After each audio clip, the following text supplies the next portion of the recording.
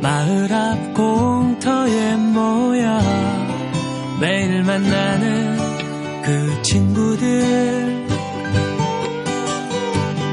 비싸고 멋진 장난감 하나 없어도 하루 종일 재미있었어.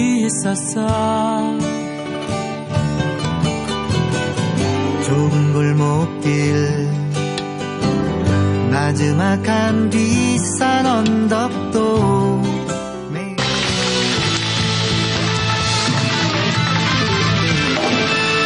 KBS 창원방송 천국 개국 73주년 특집 행복마을 콘서트 동네방네 진행의 아나운서 시민보입니다. 네, 반갑습니다. 김미화입니다. 안녕하세요. 안녕하셨습니까? 네. 반갑습니다. 어서 오십시오. 네. 그럴 때 좀 박수 좀 쳐주시고요. 뒤에 우리 마을 여러분들이 나오셨는데 네네. 우리 1년 만에 뵙는 것 같아요. 그렇죠. 72주년 특집 때 뵙고 네. 또 올해 뵙고 반갑습니다. 특집마다 뵙네요. 자, 저희가 따뜻해지는 훈훈한 풍경의 모습으로 행복마을 초대장을 한번 만들어봤는데요. 해맑게 뛰어노는 아이들의 모습 속에 마치 저도 들어가 있는 것 같았습니다. 아, 그래요? 김미화 씨가 사는 마을은 어떤가 하는 궁금증이 예, 드는데요. 전 도심 살다가 시골로 내려간 지 10년 됐는데요. 네. 네. 농촌이 너무 좋아요. 왜냐하면 어머니, 아버님이 네. 정말 딸처럼 대해주시고, 그리고 뭐 이런 푸성기 같은 거 막 네. 따시면 다 집에다 갖다 주시고요. 감자, 뭐 네. 이런. 지금 행복하고 있는 것 같은. 그렇군요. 행복합니다. 네. 네. 이렇게 혼자만 행복하실 게 아니라 정말 행복한 마을을 꿈꾸기 위해서 우리가 이 자리에 모였습니다. 그 행복의 비결을 알려주실 분들을 먼저 소개해야겠네요. 예, 제 옆에 아까 잠깐 잡히셨는데 웃질 않으세요, 이분은요. 청도 군민이십니다. 전유성 씨, 반갑습니다. 네, 어서 오십시오. 어서 오십시오. 청도에 내려온 지 벌써 8년 된 늙은 개그맨 전유성입니다. 어서 오십시오. 다음은 어떻게 하면 마을이 행복해질지를 고민하는 순환경제연구소 유정규 소장님 모시겠습니다. 반갑습니다. 예, 반갑습니다. 어서 오십시오. 유정규입니다. 예, 저는 그 행복한 마을을 만들기 위해서 애쓰는 사람들과 함께 고민하고 또 그런 사람들이 뭐를 필요로 하는가 그런 것을 함께 도와주려고 노력하고 있는 유정규입니다. 반갑습니다. 네, 네, 반갑습니다. 반갑습니다. 자, 이번에 옆에 계신 분, 이웃의 문을 똑똑 두드리게 만드는 마법의 손을 가지신 분이라고 표현해야 될까요? 자, 똑똑도서관의 김승수 관장님, 반갑습니다. 네, 반갑습니다. 네. 저는 이웃을 책을 통해서 만나고요. 그리고 책을 통해서 마음의 문을 여는, 그래서 이웃의 집이 도서관이 되는 똑관장 김승수입니다. 네. 반갑습니다. 똑소리 나시는데요. 네. 네. 다음은 마을의 며느리, 마을의 딸에 자처하는 분입니다. 마을 만들기 코디네이터 김현정 씨 모시겠습니다. 네, 반갑습니다. 네, 어서오세요. 네, 주로 경남에서 마을 주민들과 함께 마을 만들기 그리고 마을 기업들을 지원하고 있는 김현정입니다. 네, 네. 어서 오십시오. 동네 하면 우리 가슴속에 늘 훈훈하게 남아있는데 사실 또 그 실상을 들여다보면 이웃에 누가 사는지 또 무슨 일이 벌어지는지 모를 때가 또 많거든요. 맞아요. 이 네. 도시는 또 너무 바쁘고 네. 시골도 예전 같지 않아서 조금 각박해졌다고 해야 될까요? 그렇죠. 조금 삭막한 면이 없지 않아 있어요. 네, 맞습니다. 그래서 우리가 우리를 알려면은 내 자화상을 좀 이렇게 들여다볼 필요가 있을 것 같아요. 그렇죠. 네네. 그래서 우리 마을 자화상 저희가 준비해봤습니다. 네. 아랫집 윗집이 시끄럽다고 벌인 말싸움이 집단 난투극으로 번졌습니다. 40대 남성이 부모 집을 찾은 이웃 2명을 흉기로 살해했습니다. 자매 2명이 흉기에 찔려 숨졌습니다. 가해자는 평소 주차 문제로 다툼이 있었던 이웃 남성이었습니다. 폭행과 폭언, 방화, 층간소음과 주차 문제처럼 이웃 간 사소한 갈등에서 시작된 사건 사고가 최근 끊이지 않고 있습니다. 층간소음으로 인한 민원 발생은 2012년 7천여 건에서 2013년 15,000여 건으로 1년 사이 2배가 늘었고 또한 층간소음으로 인한 분쟁 조정 신청도 2008년 11건에서 2013년 29건으로 해마다 늘어나는 추세입니다. 공동체는 파괴되고 이웃과의 소통이 단절된 현실. 과연 무엇이 문제일까요? 경남 창원의 한 주택. 불 피운 지 한참은 된 가마와 쓰러질 것 같은 흙집에서 84 정정순 할머니가 홀로 생활하고 있습니다.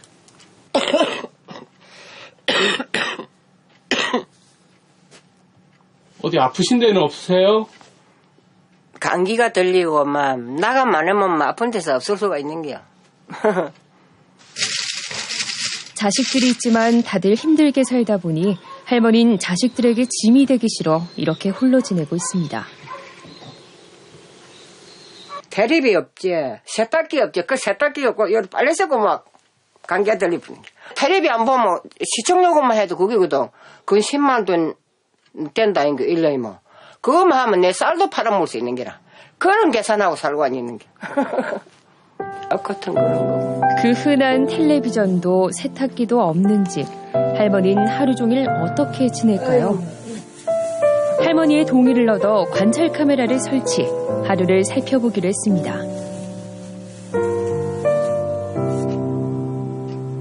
TV조차 없는 텅 빈 방에서 할머니는 오전 내 누워만 있습니다. 점심 무렵 할매 도시락 가져왔습니다. 할매 일어나 있어. 도시락 배달 봉사를 하는 권삼범 씨가 오자 그제야 자리에서 일어납니다. 젊은 사람들도 겨울 되면 몸이 불편한데. 아이고 무슨 맞아 안 먹으면 어때? 그래.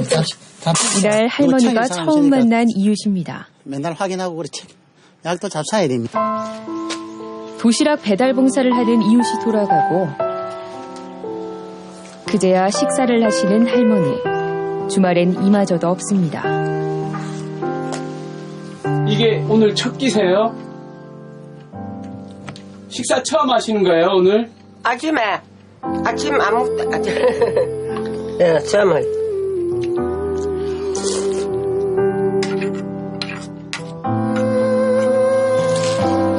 마을 노인정에 가면 이웃들이 있지만 혹여 돈이 들까 종일 집에만 있습니다.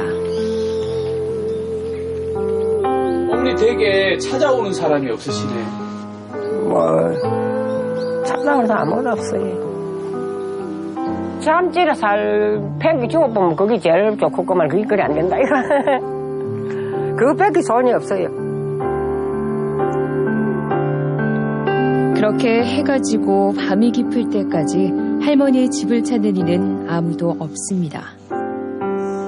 정할머니에겐 걱정이 한 가지 있습니다. 아무튼 내 죽음 몰라보고 싶어서 그게 걱정이지만 딴 게 있는 게 돼. 그게 길었다 이거. 우리나라 전체 노인 5명 중 1명은 홀로 생활하는 독거노인.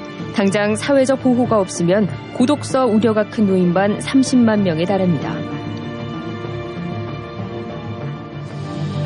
2013년 10월 실제로 부산에선 숨진 지 5년이 지난 것으로 추정되는 60대 여성이 발견돼 사회적으로 큰 파장을 일으켰습니다. 아무도 모르는데 아무도 본 적이 없대. 기초수급자라든지 차상위계층, 기초노령연금 등의 대상자가 아니기 때문에 저희들이 사전에 어떻게 관리할 수 있는 방법이 없습니다.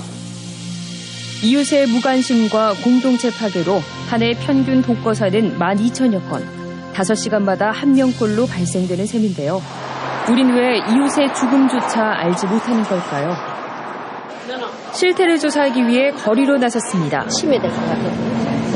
사실은 험악하잖아요. 자기 원래 친구가 있으니까 굳이 제3자랑 친해질 생각을 안 하는 것 같아요. 제 하는 일에도 바쁜데 다른 사람 신경 쓸 필요도 시간도 낼 게 없잖아요. 어색해서. 세대 간의 그 대화가 단절되고 있잖아. 딱히 친해질 필요가 없어서 그런. 계기를 만들고 싶진 않다는 그런 느낌. 실제로 이웃에 대해 얼마나 알고 있는지 설문조사를 실시해봤는데요.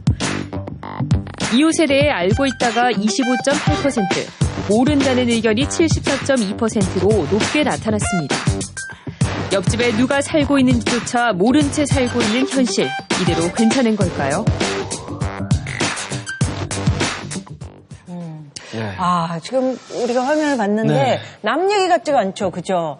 층간소음 문제라든지 주차 다툼, 고독사 네. 이런 게 비일비재하게 있는 현실. 전수영 씨 어떻게 보세요? 그렇죠. 제가 이제 시골에 살면 제일 많이 물어보는 게 심심하지 않냐 이렇게 물어보거든요. 네. 사실은 그 도시라는 데가 심심하기 때문에 인사도 잘 안 받고 그러니까 심심하지 말라고 노래방도 있고 PC방도 있고 놀거리들이 있는 거지 시골에는 사실 그렇게 심심할 틈이 없어요. 어디 가는데 만나면 다 인사들을 서로 그렇죠. 물어보고 가는 뭐 하요? 이렇게 물어보고 그러더라고. 네. 그 전주성 씨는 뭐 하는데 밥은 누가 해줍니까? 이런 거. 네. 또 심한 경우는 우리 가게에서 일하는 사람이 둘이 만나는 사이가 아닙니까?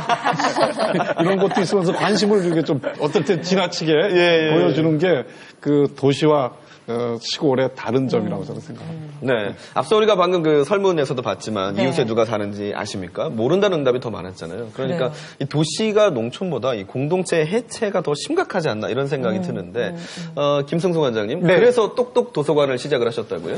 이제 그런 관계죠. 저희도 인사를 하게 되면 사실은 반가운 척 인사를 하는데 그러니까 서로 본 사이가 아니면 피하는 그런 관계가 좀 되거든요. 그러니까 엘리베이터에서 타면은 이제 하도 무서운 얘기가 많으니까 그러니까 저희 같은 좀 건장한 남자가 뒤에 타면은 왠지 뭔가 핸드폰을 잡고 있거나 뭔가 비상벨을 누릴 준비하는 경우도 있고 그리고 실제로 좁은 공간에 많은 사람이 살지만 사실 인사하는 경우는 많지 않거든요. 그건 3터와 1터가 좀 구분되어가지고 그런 시간 자체도 없고 여유 자체도 없으니까 그러니까 우리가 사는 이유에 대해서 조금은 생각해볼 계기가 되지 않을까 그렇게 생각됩니다. 그러면 농촌은 좀 어떨까요? 농촌은 좀 낫지 않나요? 김현정 씨? 아무래도 이제 도시에 비해서는 아직 공동체적인 문화가 살아있고 아까 정유성 선생님 말씀하신 것처럼 그런 이제 인사를 묻거나 이런 정감 어린 부분이 있지만 지금 농촌도 이제 공동체가 많이 파괴되어 가고 있습니다. 영상에서 보셨던 것 같은 그런 홀로 계시는 어르신들이 하루 종일 이제 끼니를 제대로 못 챙긴다던가 그리고 예전에는 이제 농사를 지을 때도 서로 품앗이로 해서 농사를 지을 수 있었는데 지금은 다 이게 노동력을 사서 써야 되는 그런 현실이라 농사가 좀 적거나 경제적인 여건이 안 좋으면 농사를 포기하시게 되는 그런 상황들도 있죠. 맞습니다. 네. 그래서 유 소장님께 좀 여쭤보고 싶은 게 공동체를 좀 이렇게 회복을 해야 될 필요가 느껴지는데 두말할 나위가 없는 거죠.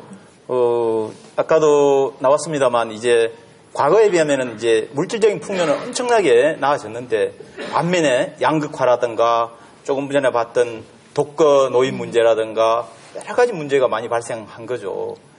이제 다시 말하면 이제 개인적으로 해결할 수 없는 많은 문제들이 발생했다. 이 개인적으로 해결할 수 없는 문제를 그럼 어떻게 해결할 거냐라고 하는 게 이제 우리의 주요 관심인데요.